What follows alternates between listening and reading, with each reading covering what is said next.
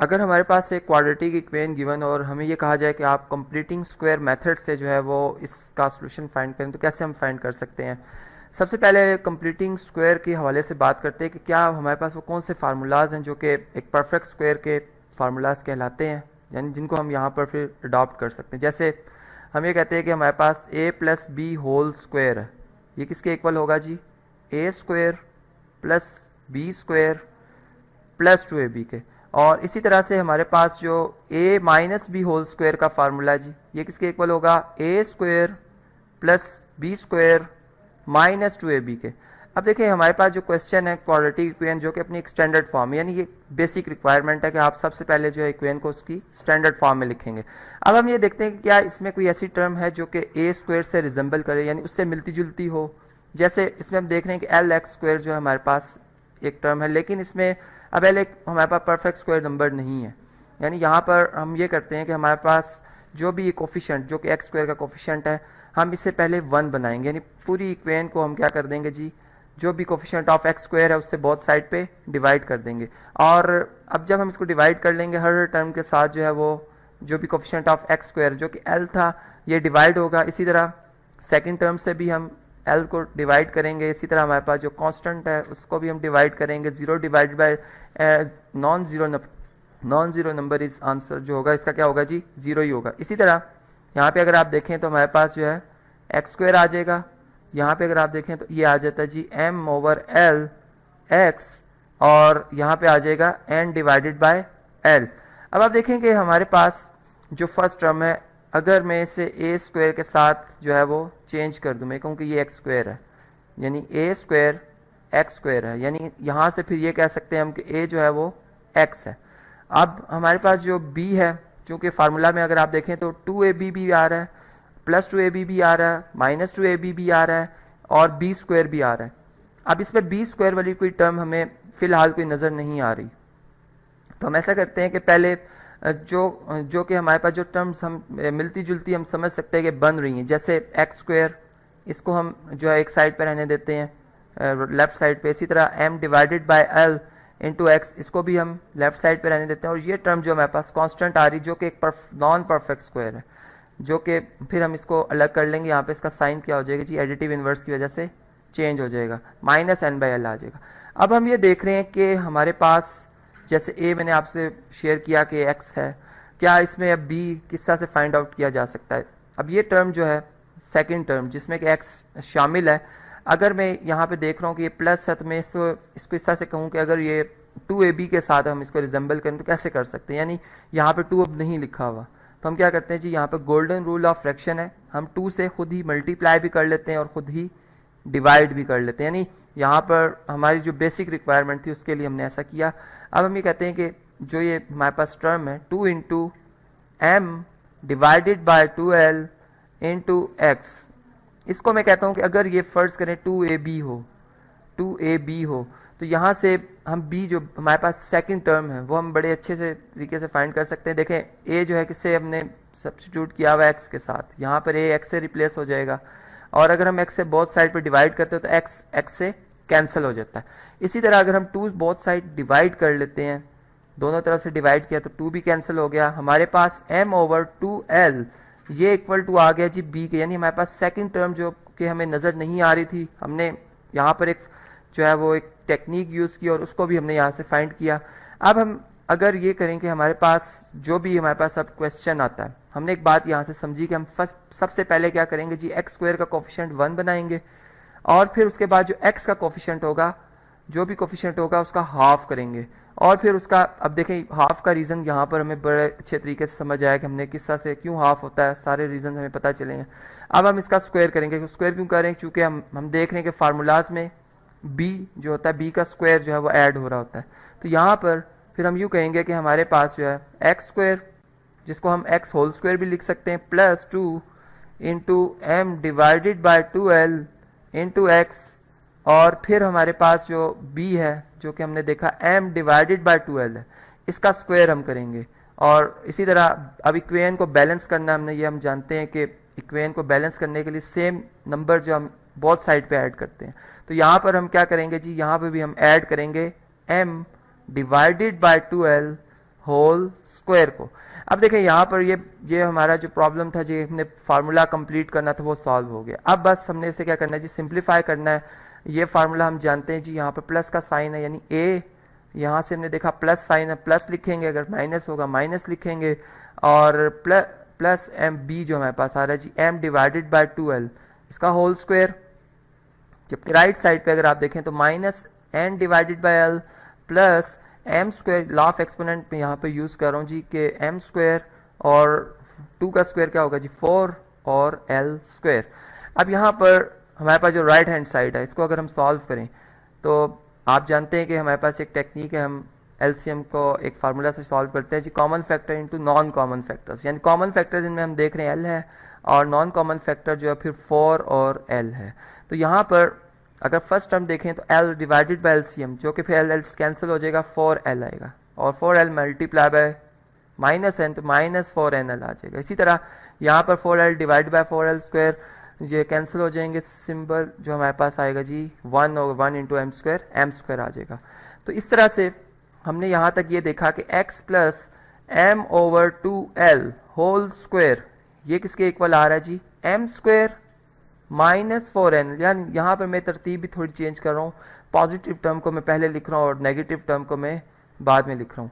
अब आप देखें कि अगर हम बोथ साइड पे स्क्वायर रूट ले लेते हैं, यहाँ पर एक प्रॉपर्टी हम जानते हैं कि एक्स स्क्वायर अगर 4 के इक्वल होगा, यानी यहाँ पे हम यूँ कह रहे हैं कि ये जो हमारे पास वेरिएबल अननोन है, ये प्लस का भी 2 हो सकता है, माइनस का भी 2 हो सकता है, इसका स्क्वायर क्या होगा जी, 4 होगा। तो इसका मतलब एक्स जो है वो, फिर हम इसका आंसर देंगे प्लस माइनस 2। यानी यहाँ पर एक और बात कि जो इक्वेशन की डिग्री होती है उतनी उसके रूट्स की तादाद होती है, वो भी अगर हम देखें तो यहाँ से हमें समझ आती है। तो जब हम इसका स्क्वायर रूट लेंगे यहाँ भी, तो यहाँ हमें प्लस माइनस लिखना होगा, और इसका रीज़न मैंने आपको बताया, ये स्क्वायर रूट से कैंसिल हो जाएगा, हमारे पास आएगा जी X plus M divided by 2l equal to plus minus square root of, अब ये जो हमारे पास न्यूमरेटर है ये एक नॉन परफेक्ट स्क्वायर है, यानी एम स्क्वायर माइनस 4nl इसी तरह आ जाएगा।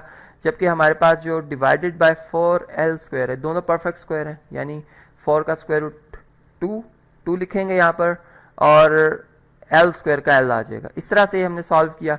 अब हम इसको अगर फर्दर सॉल्व करते हैं, यानी हमारे पास ये टर्म जो आ रही है, इसको अगर हम लेफ्ट से राइट साइड पे शिफ्ट कर लेते हैं, तो ये हमारे पास आ जाएगा जी x equal to minus m over 2l plus minus यहाँ पर square root of m square minus 4nl divided by 2l। अब आप देखें कि अगर हम इनका एलसीएम लेते हैं, चूँकि फ्रैक्शन में आप जानते हैं अगर जो हमारे पास डिनोमिनेटर सेम हो तो फ्रैक्शंस ऐड हो जाती हैं, यहाँ पर 2l आएगा, और numerators as it is add हो जाएंगे, यहाँ पर minus m plus minus square root of m square minus 4nl।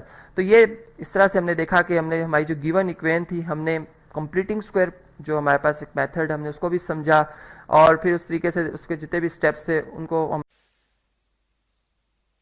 Students, आज हम जो है वो क्वाड्रेटिक इक्वेशंस को सॉल्व करेंगे, एक डेली लाइफ के प्रॉब्लम्स को कंसीडर करते हैं जी, इस तरह से कि हमारे पास जो है एक रेक्टेंगल है, ठीक है, जिसका पेरीमीटर जो है वो 20 सेंटीमीटर। पेरीमीटर क्या होता है जी, पेरीमीटर कहते हैं क्लोज्ड जो शेप है उसकी ऑल साइड्स का सम, ठीक है, ऑल साइड्स का सम, तो ये हमारे पास होता है।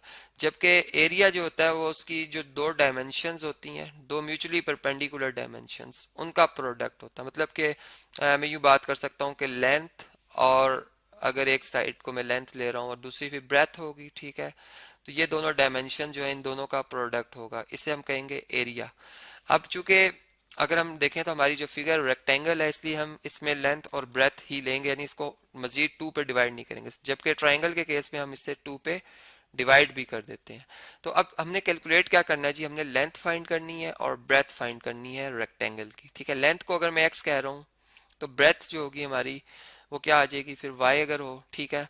तो अब हम इस प्रॉब्लम को ऐसे समझते हैं कि ये हमारे पास, फर्ज करें पहले मैं एक रेक्टेंगल बना लेता हूँ, चूंकि हमें कोई ये रिलेशन नहीं बताया गया कि लेंथ ब्रेथ से कितने टाइम बिगर है, यानी लॉन्गर है, ये कह सकते हैं हम, ठीक है, या नहीं है, ठीक है। हम बस एक रेक्टेंगल बना लेते हैं यहाँ पर इस तरह से, ये जी हमने एक रेक्टेंगल बना दिया, ठीक है। ये इस तरह से, इसके कॉर्नर एंगल 90 के होते हैं, ये आप जानते हैं, और इसकी अपोजिट साइड्स बराबर होती है। मतलब कि अगर ये ब्रेथ है, ये y है, तो ये भी क्या होगी जी, y होगी। और अगर ये लेंथ x है तो ये भी क्या होगी जी, ये x ही होगी। ठीक है, तो अब इसमें जो इसका पेरीमीटर बनेगा जो कि 20 सेंटीमीटर है, मैं p फॉर पेरीमीटर लिख रहा हूँ जी, यहाँ पर वो क्या बनेगा, x और x, ये 2 है, 2 साइड्स हो जाएंगी, ये 2x आ जाएगा। जबकि जो इसकी ब्रेथ है y और ये y, ये 2y आ जाएगा। दोनों ऐड कर लेंगे, सम कर लेंगे, इकट्ठा कर लेंगे इन्हें। ठीक है, अब पेरीमीटर कितना है जी, 20 है सेंटीमीटर्स में। ठीक है, इसके यूनिट भी मैं साथ साथ लिखूंगा। यहां से अगर हम 2 कॉमन ले लें तो ये x प्लस वाई आ जाएगा। ठीक है जी, x प्लस वाई आ जाएगा। और यहाँ से अगर मैं 2 से बोथ साइड पर डिवाइड कर दूं तो यहाँ से 2 1 टाइम 2 2 1 टाइम 2 2 10 टाइम 20। ठीक है, तो हमारे पास जो x प्लस वाई आएगा वो कितना आ जाएगा, वो 10 सेंटीमीटर आ जाएगा। ठीक है, मतलब कि अगर मैंने यहाँ से y फाइंड करना हो तो y किसके इक्वल आ जाएगा, y इक्वल टू आ जाएगा 10 माइनस एक्स के। ठीक है, मतलब अब मैं चूंकि एक क्वाड्रेटिक इक्वेशन की मदद से हमने अपने प्रॉब्लम को सॉल्व करना है, तो मैं इसमें एक वेरिएबल लाना चाह रहा हूँ, मैं दो नहीं लाना चाह रहा, इसलिए मैंने y को सब्स्टिट्यूट कर लिया, यानी y की रिप्लेसमेंट कर दी है x के साथ। अब जहाँ पे y आएगा उसकी जगह क्या आएगा जी, x। अब आप जानते हैं कि हमारे पास जो दूसरी कंडीशन बताई गई है वो क्या बताई गई है कि एरिया जो है, एरिया जो जिसे मैं a से जाहिर कर रहा हूँ वो होती है लेंथ, मतलब x जिसको मैं लेंथ कहा था मैंने। ठीक है, और जो ब्रेथ है, चूंकि आपस में रेक्टेंगल में परपेंडिकुलर होते हैं, इन दोनों का प्रोडक्ट। ठीक है, तो यहाँ पर हम इन दोनों का प्रोडक्ट लेंगे तो x और y आपस में क्या हो जाएंगे जी, मल्टीप्लाई हो जाएंगे। ठीक है, प्रोडक्ट लिया गया इनका हमने।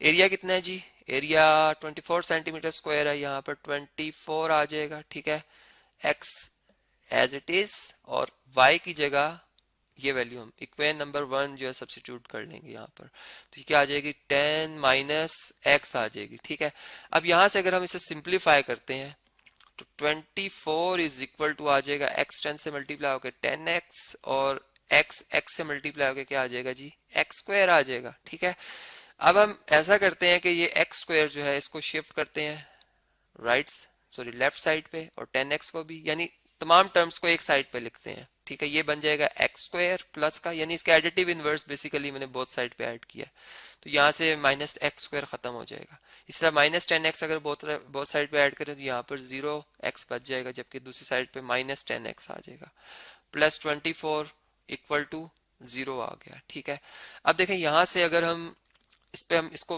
डिफरेंट तरीकों से सॉल्व कर सकते हैं। मतलब हमारे पास जो है फैक्टराइजेशन है, हमारे पास क्वाड्रेटिक फार्मूला है, कंप्लीटिंग स्क्वायर फार्मूला है। ठीक है, मेथड जिसे हम कहते हैं, तो जो आपको इजी लगे हम वो अप्लाई कर सकते हैं। मैं यहाँ पे फैक्टराइजेशन से सॉल्व कर लेता हूँ जी। मिड टर्म ब्रेक करते हैं इसकी।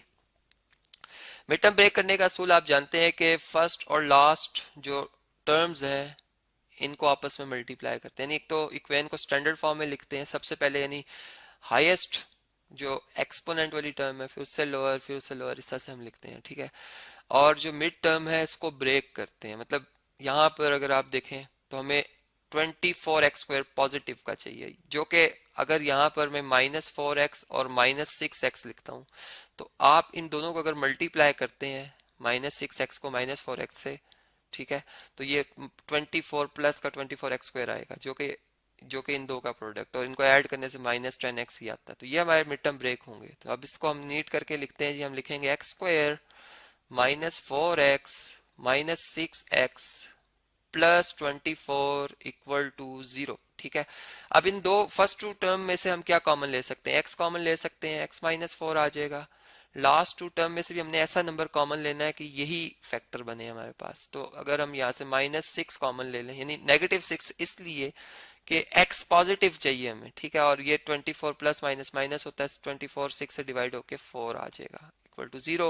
मतलब कॉमन लेने का मतलब हम डिवाइड कर रहे होते हैं, डिस्ट्रीब्यूटिव प्रॉपर्टी को रिवर्स में अप्लाई कर रहे होते हैं। ठीक है, मतलब उसकी लेफ्ट साइड को राइट साइड की तरफ लेके आ रहे हो। तब यहाँ से अगर आप देखें तो x-4 इन दोनों में कॉमन है, ये हम कॉमन ले लेंगे। x-4 यहाँ पे क्या रह जाएगा x, और यहाँ पे क्या रह जाएगा -6 इक्वल टू 0।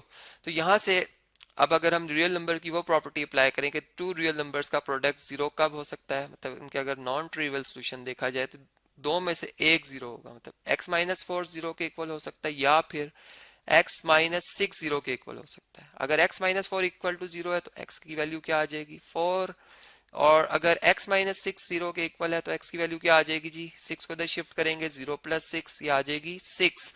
तो हमारे पास x की ये दो वैल्यूज आ रही हैं, ठीक है। अब अब हम जो हमें एरिया फाइंड करना था, हमने बेसिकली अगर हम अपने क्वेश्चन को दोबारा देखें तो हमने इसमें जो है वो फाइंड करनी थी लेंथ एंड ब्रेथ, ठीक है। तो लेंथ और ब्रेथ, अब ब्रेथ जो थी वो y थी, ठीक है। इसको मैं यहाँ से कॉपी कर लेता हूँ। x की वैल्यू हमारे पास 2 आ रही है, x की वैल्यू 2 आ रही है। लेकिन अगर हम ऐसा करें, चलें इसको मैं यहाँ तक कॉपी कर लेता हूँ। अगर हम ऐसा करें कि दोनों वैल्यूज को देख लेते हैं यहाँ पर लिख कर कि क्या आंसर आता है, ठीक है। दोनों वैल्यूज को देख के लिखते हैं। यहाँ पर हम इसे पुट करते हैं, ये इधर लिख लेते हैं, थोड़ा सा यहाँ पर लाइन लगाते हैं, सेपरेट कर लेते हैं इन्हें, ठीक है। तो अब ये देखें कि हमारे पास जो अगर x की वैल्यू 4 हो जाए, ठीक है, तो y की वैल्यू क्या आ जाएगी, y इक्वल टू आ जाएगा 10 माइनस 4, मतलब कि 6 सेंटीमीटर। चूंकि अगर आप जो है पैरामीटर को देखें तो वो हमें सेंटीमीटर्स में मेजरमेंट बता रहा है टोटल डिस्टेंस की, ठीक है। तो ये भी हमारे पास आ रहा है। और दूसरी बात कि अगर हम जो है यानी लेंथ और ब्रेथ यहाँ से आप देख सकते हैं कि ये हमारे पास x आ गया लेंथ, ठीक है। तो ब्रेथ कितनी होगी, ये होगी, ठीक है। मतलब कि शेप जो हमारे पास बनेगी वो फिर कुछ इस तरह से हो सकती है कि लेंथ कम है और ब्रेथ ज्यादा है, मतलब कि लेंथ का मुकाबला ब्रेथ से है तो ब्रेथ कम है, ब्रेथ ज्यादा है और लेंथ क्या है जी, वो कम है, इस तरह से, इस तरह से, ठीक है। मतलब कि आप यूं समझ सकते हैं इस बात को। और दूसरी बात ये कि अगर हम इसी इक्वेशन में 1 में x की जगह जो है वो 6 पुट कर लें, ठीक है, 6 सेंटीमीटर, तो हमारे पास जो यहाँ पे मैं देन लिख देता हूँ, तो जो हमारे पास y की वैल्यू आएगी वो क्या आएगी, 10 माइनस 6, यहाँ पर हम 6 लिख रहे हैं तो ये 4 आ जाएगी, 4 सेंटीमीटर, जो कि आप देख सकते हैं यहाँ से कि इसमें यानी दोनों वही रेक्टेंगल बनेंगे। एक दफ़ा हमने उसको इस शेप में बनाया हुआ होगा, सॉरी मैं इसको इस तरह से बना देता हूँ, नहीं इसकी ब्रेथ कम है और लेंथ ज़्यादा है, इस तरह से। एक दफ़ा हमने इसको इस तरह से बनाया होगा इसके मुताबिक, और ऊपर वाले के मुताबिक हमने कुछ इस तरह से बनाया होगा, ठीक है। तो ये हमारे पास ये दोनों एक ही रेक्टेंगल को रिप्रेजेंट कर रहे हैं जो कि हमने